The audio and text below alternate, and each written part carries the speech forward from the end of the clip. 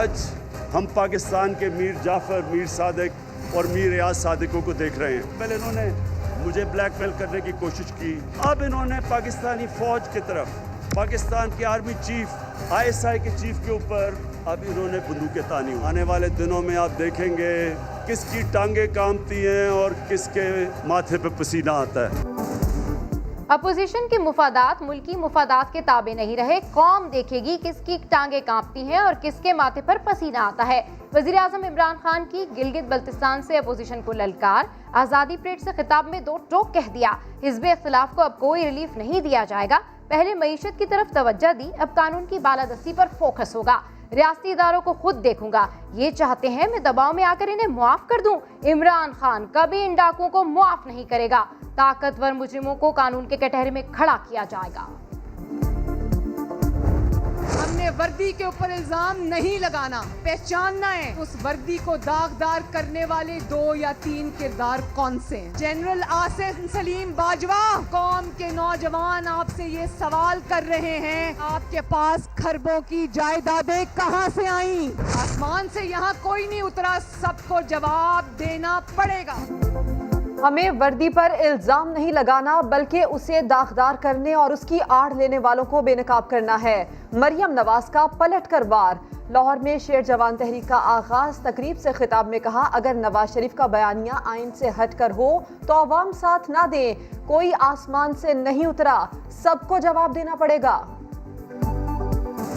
बहुत खतरनाक बयान एक वफाकी वजीर की तरफ से आता है। इतनी सीरियस एलिगेशंस के बावजूद DGISPR की प्रेस कॉन्फ्रेंस होती है और वो अयाज सादिक की बात करते हैं, वो उसका जवाब देते हैं। तो आपने वफाकी वजीर जो हैं उनके इल्जामात पर प्रेस कॉन्फ्रेंस की। जो कुछ उसने कहा है वो मुझे तो लगता है कि कोई नवाज शरीफ के लहजे से ज़्यादा लहजा मिलता है। नवाज शरीफ सबसे पहले तो जाहिर है मरियम बीबी को यहाँ से इंग्लिस्तान ले जाना चाहते हैं, दूसरी वो अपनी दौलत सारी बचाना चाहते हैं। शहबाज अब अपनी गेम खेल रहे हैं। अयाज सादिक का लहजा बता रहा है कि वो किसी और की जबान बोल रहे हैं। नवाज शरीफ के बयानबाजी का मकसद मरियम नवाज को लंदन बुलवाना और अपनी दौलत बचाना है। PP रहनुमा एतजाज अहसन की समा से खुसूसी गुफ्तगू। कहा, शहबाज शरीफ का दरखास्त जमानत वापस लेना जाहिर करता है कि वो अपनी गेम खेल रहे हैं। नून लीग ने एतजाज अहसन के बयान को नामुनासिब करार दे दिया। राना तनवीर कहते हैं, नवाज दुश्मनी में इतना आगे नहीं जाना चाहिए। अलीम खान साहब की नाअहली है कि हिंदुस्तान का परचम और मोदी की तस्वीरें उन्होंने लाहौर शहर में लगा दी। लीगी रहनुमा या सादिक ने लाहौर में बैनर्स लगवाने का इल्जाम PTI रहनुमा पर धर दिया। कहते हैं तहरीक इंसाफ फौज के पीछे छुपने की कोशिश कर रही है। मरियम औरंगजेब भी अयाज सादिक के दिफा में आ गई। बोली, अयाज सादिक मुहिब्बे वतन नहीं तो कोई भी मुहिब्बे वतन नहीं। हुकूमत अपना सामान पैक कर ले, अवाम ने फैसला कर लिया है। अब पेशावर और इस्लामाबाद की तरफ चलने का, बढ़ने का वक्त आया है। और हम जब धरना देंगे तो ऐसा नहीं करेंगे जिस तरह मौलाना मुहतरम ने धरना दिया था, हम फिर वापस नहीं आएंगे।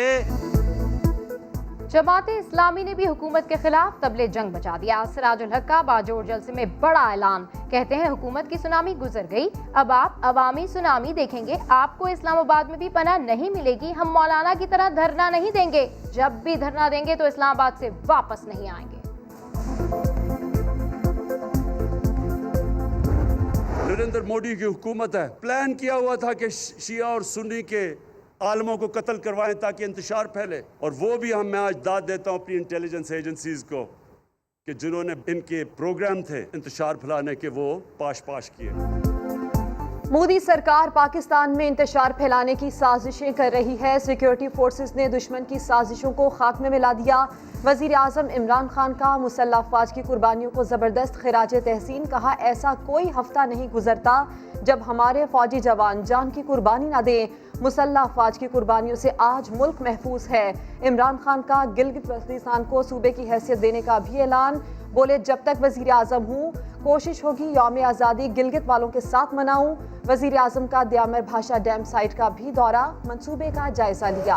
2018 के इलेक्शन से पहले मुल्तान पहुंच के कहता है कि मैं जनूबी पंजाब को सूबा दिलवाऊंगा। अब आज पूछे भावलपुर के अवाम से आपका सूबा का क्या बना? करप्शन सियासतदान करे, कोई जज करे, कोई जनरल करे, हम सबको एक कानून के मुताबिक उनका एहतसाब करें। गिलगित बल्तिस्तान को सूबा कौन बनाएगा? वजीर आजम के ऐलान के बाद बिलावल भुट्टो जरदारी मैदान में आ गए। इंतखाबी मंशूर उठाकर कहा, हमारे तो मंशूर में ही गिलगित को सूबा बनाना शामिल है। इमरान खान ने मुल्तान जाकर भी सूबा बनाने का वादा किया था। मुल्तान वालों से पूछे उनके सूबे का क्या बना? पीटीआई ने तबाही के अलावा दिया क्या है? हमने गिलगित बल्तिस्तान में FCR का खात्मा किया, इलेक्शन जीतकर यहाँ की तकदीर बदल देंगे। मरियम नवाज भी इंतखाबी मुहिम के लिए गिलगित बल्तिस्तान जाएंगी। इंसाफ के लिए नंगे पैर दरबदर फिरती लड़की पर बेनजीर भुट्टो के मजार के दरवाजे बंद। गढ़ी खुदा बख्श में उम्मे रुबाब को पीपल्स पार्टी कायदीन के मजार पर जाने की इजाजत ना मिली। उम्मे रुबाब और उनके साथियों ने धरना दे दिया। मजार के दरवाजे उम्मे रुबाब को रोकने के लिए बंद नहीं किए गए थे, वहां सफाई हो रही थी। PP रहनुमा तैमूर तालपुर की वजाहत।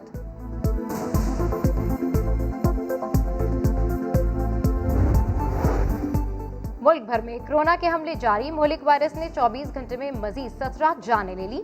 977 केसेस रिपोर्ट। एक्टिव केसेस की तादाद 12,592 तक पहुंच गई। कराची के इलाके जमशेद रोड पर गुज़श्ता रोज फायरिंग के वाक़े का ड्रॉप सीन। मुफ्ती अब्दुल्ला पर होने वाला हमला लेन देन का मामला निकला। गिरफ्तार मुलजिम मुदस्सिर ने तहकीकाती इदारों को सब बता दिया। कहा, फरहान नामी शख्स ने पैसे देकर हमला करवाया।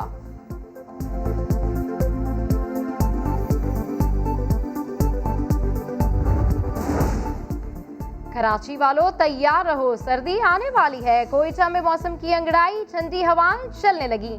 सर्दी से निपटने के लिए शहरियों ने लुंडा बाजारों का रुख कर लिया। दूसरे वनडे में जिम्बाब्वे को 6 विकेटों से शिकस्त दे दी। 207 रन का हदफ शाहीनों ने हंसते खेलते पूरा कर लिया। बाबर आजम ने 77 रन की नाकाबिले शिकस्त इनिंग्स खेली। इफ्तिखार अहमद ने 5 शिकार किए।